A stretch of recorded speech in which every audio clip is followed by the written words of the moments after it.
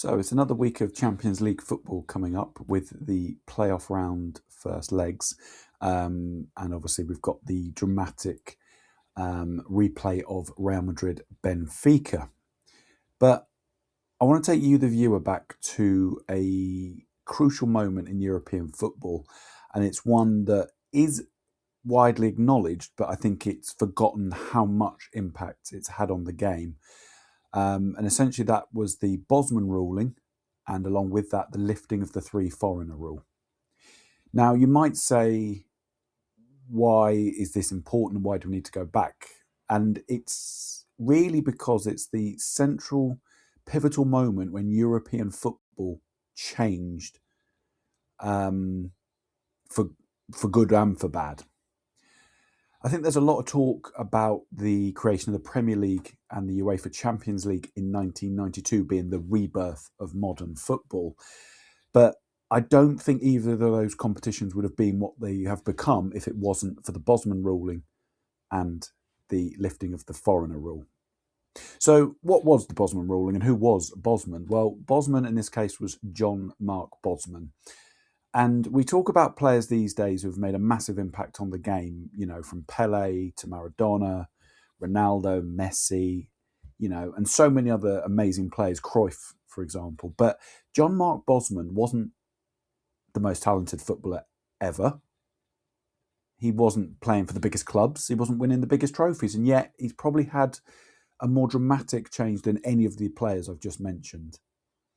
Now, back in 1990, he was at RFC Liège in Belgium, and his contract was coming to an end, and he wanted to move to Dunkirk in France.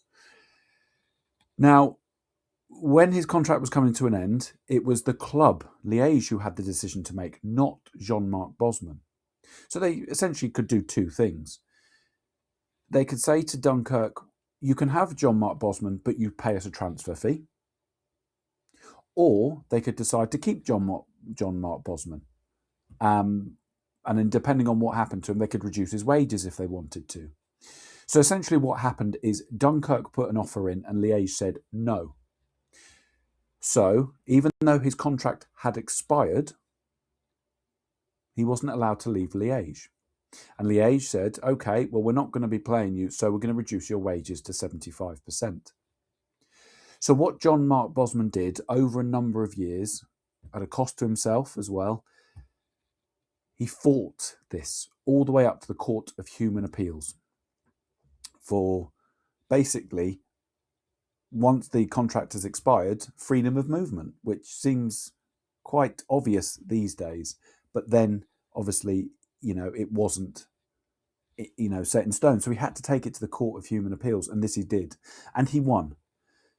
The 15th of December 1995 becomes the day that European football and world football changes.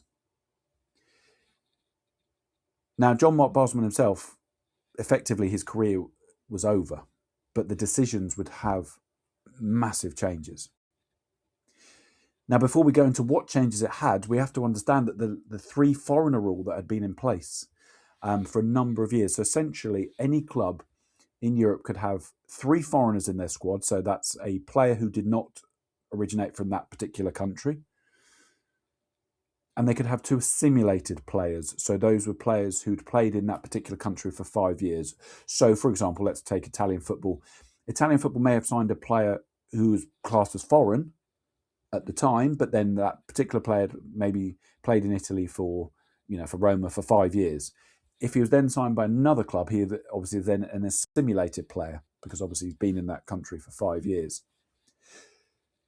So this rule was also lifted. Now, this is key because I think without just the Bosman ruling on its own, I think we would have seen changes. But the foreigner rule being lifted as well made massive changes. Now, just one quick thing. With English football, the foreigner rule was very complicated for English clubs because ever since the very first league season in 1888, players from Scotland had made a massive impact on English clubs. And so did to a slightly lesser degree, Welsh players, Northern Irish, and Irish players.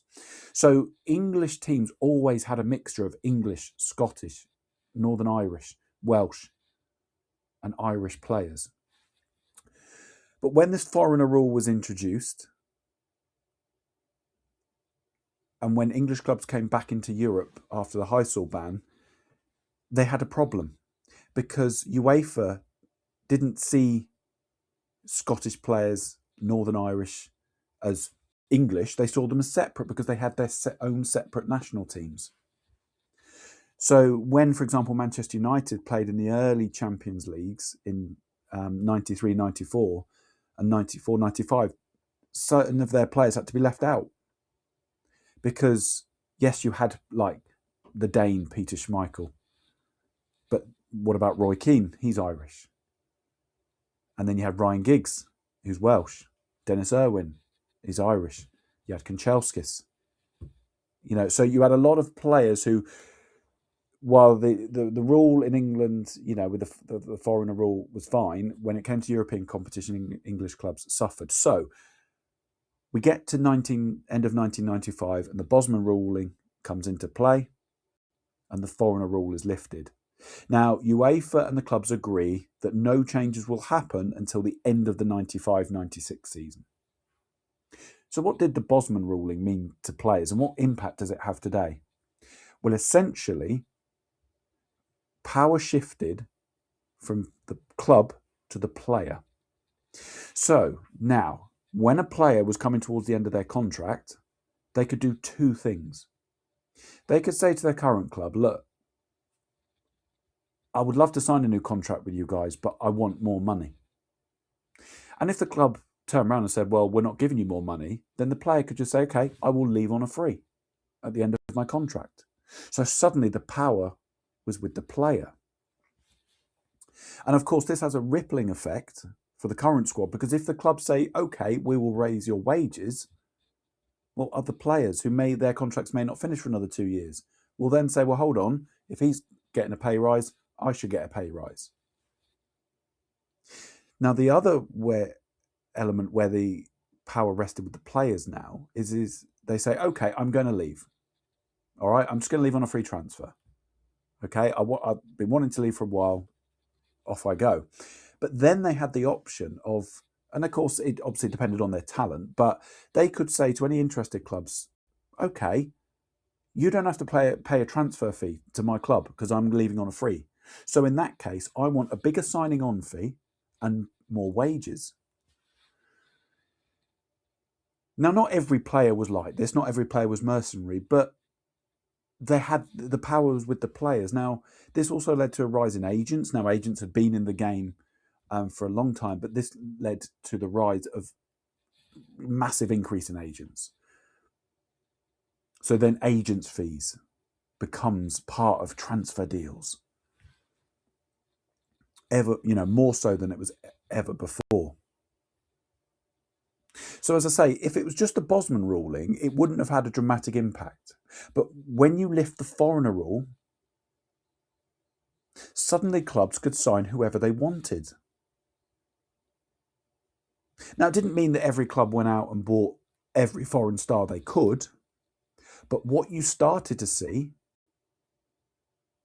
is clubs who could afford it or thought they could afford it started to stockpile the best players. So over the years, whereas, for example, Swedish football or Dutch football, they had their moments in Europe. Not just one moment, but a number. So we take Dutch football, for example. You had Feyenoord and then Ajax 3 times in the early 1970s, winning the European Champions Club Cup. PSV in 1988. And then Ajax again in 1995 and runners-up in 1996. But suddenly, Dutch football couldn't sustain these players. So some of the first to leave on free transfers were from Ajax. Edgar Davids, Kluivert, all going to where the money was, Serie A.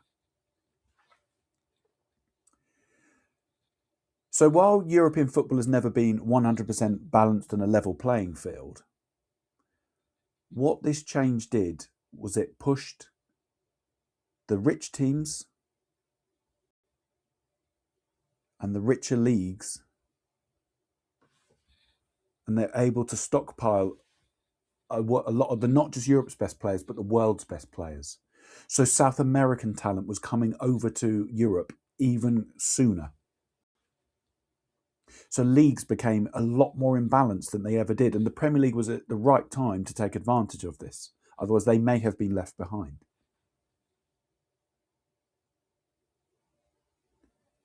And this is why today we have a number of clubs. Literally, when you think who can win the Champions League, there's about 10 clubs who could win it, and that's about it. Now, one of the interesting impacts of this was because the players were demanding higher wages, yes, big transfer fees were still being paid, but a lot more players were now moving and demanding higher wages. And as I talked about the ripple effect in squads, that also applied to when a player joined a new club and whatever wage they're on, and other team players who were already in that club could say, well, hold on, if you're bringing him in for that, I want that as well, because I've been here for a number of years, we've won trophies, etc. So suddenly clubs needed more income. And I don't think it's an accident that G14 was conceived around about 1997 to give clubs a bigger voice in negotiations with UEFA about the direction of the Champions League. So we can see that once that Bosman ruling and the foreigner ruling took place and came into effect for the 96-97 season, although plans were in place, it didn't take long to start saying, okay, well, if you're top of the coefficient leagues, you can have extra places in the Champions League. So suddenly runners-up are getting in the Champions League, or at least a qualifying round, then third place, then fourth place. Why? Because the clubs needed the bigger income, because they're suddenly paying players. They could attract a lot more star players because the restrictions were lifted. And I think we're really seeing it today in how much the Champions League has changed, how it is geared towards the big clubs.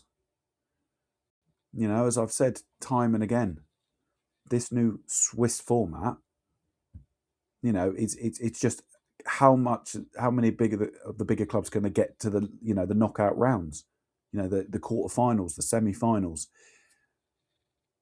Teams are now playing 8 games. They could lose 4 and still get through. And, the Champions League is geared to keeping these big clubs on side, giving them the money they need to survive. And it's literally all come mainly from the Bosman ruling and the lifting of the 3 foreigner rule. Yes, there was changes before it. Of course there was, changing the European Champions Club Cup to the UEFA Champions League, the change in format, the group stage, the Premier League, and another number of other changes. But I don't think European football would have accelerated as quick as it did if you don't have the Bosman ruling and the lifting of the 3 foreigner rule. So if you ever want to know if there's one point in football history, where everything changed, it's that December ruling, 1995. If you want to understand a Super League proposal, why the clubs did what they did, you have to go back to December 1995 and look at the clubs who thought they could afford to pay the big wages based on Champions League football. Leeds United in England, a famous example. We lived the dream, as their chairman, or old chairman Peter Risdale once said. They took a gamble that they would qualify for the Champions League every season, and they didn't. They were Champions League semi-finalists in 2000, 2001. And yet, by the end of that decade, they're in League One. They've dropped down 2 divisions. They've been on their knees multiple times because of the financial issues they had. Chelsea would have probably gone the same way if Abramovich doesn't come in, because although they qualified for the Champions League, they needed Champions League money every season. They only just made it at the end of season 2002-03 by beating Liverpool in that final game. And a number of other clubs around Europe had done the same. They banked on getting Champions League. And why? Because they were trying to attract the biggest players, the best players, and the wages were spiralling. Now, unfortunately, we cannot go back. However much I would love to see a Champions League final with two teams where the majority of the players for each team are from that particular nation, how it was, you just can't do that these days. The lifting of the foreigner rule was put in place for a reason, and a number of reasons. And I don't think you should restrict players, because if you restrict football like that, then you should restrict everything else. And obviously you wouldn't do that. But, I always think of like the AC Milan of the late 1980s and early 1990s, the three Dutchmen. But the rest of the squad was Italian. Now, it's great to see the great players, but it's all, as I've said before, it's made the UEFA Champions League a de facto World Cup, because the majority of players who play in the Champions League, or even in European football in general, will be at the World Cup. It wasn't always like that. You used to watch a World Cup and go, oh, wow, because there was quite a few South American-based players, quite a lot of them. And there's always, don't buy a player off the back of a World Cup, because you hadn't seen them in any of the top leagues before. But now that rule isn't always, what it was. So the Bosman ruling and the foreigner rule was done for the right reasons. Of course it was. But the knock-on effect it's had on football, and English football and European football, especially in the Champions League, I think it's what the biggest reason why we are where we are today. And if you're a fan of one of the massive clubs, Man City, Real Madrid, Bayern Munich, then there isn't really a problem, is there? Because you're constant in the competition.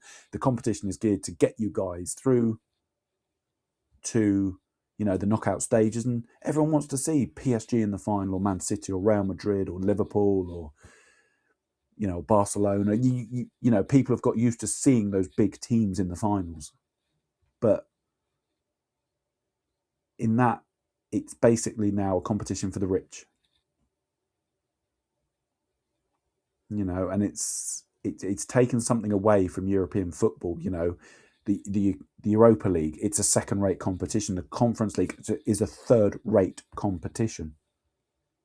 Whereas the old format, the UEFA Cup, at least up until kind of 1997,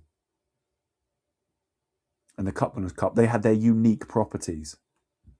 Yes, they didn't have the mystique and the superiority of the European Champions Club Cup, but they had their own uniqueness. Now it's, here's the top competition, here's the second competition, here's the third competition.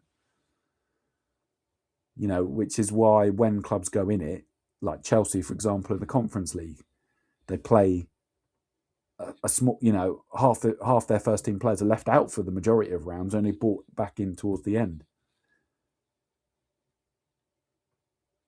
So I'll say to you this, if you ever want to know, and I'll repeat this again because I think it's so important that everyone has a good passing knowledge, you don't need to be in depth on it.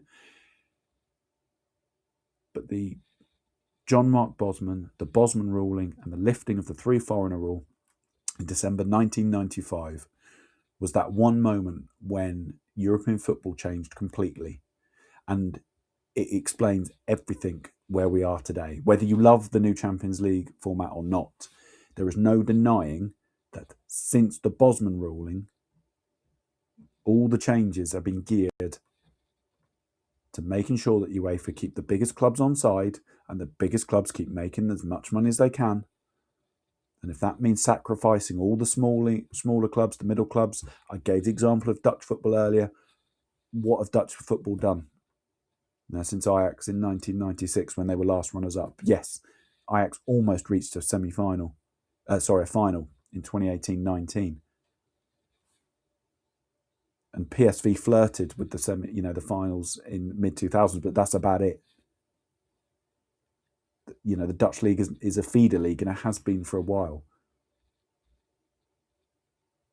So, but obviously have a look at it, think about it for yourself, and but as I say, it's good to have a good knowledge of that particular event, the Bosman Ruling and the lifting of the 3 foreigner rule, because it helps understand what European football used to look like and now, obviously, what it does look like.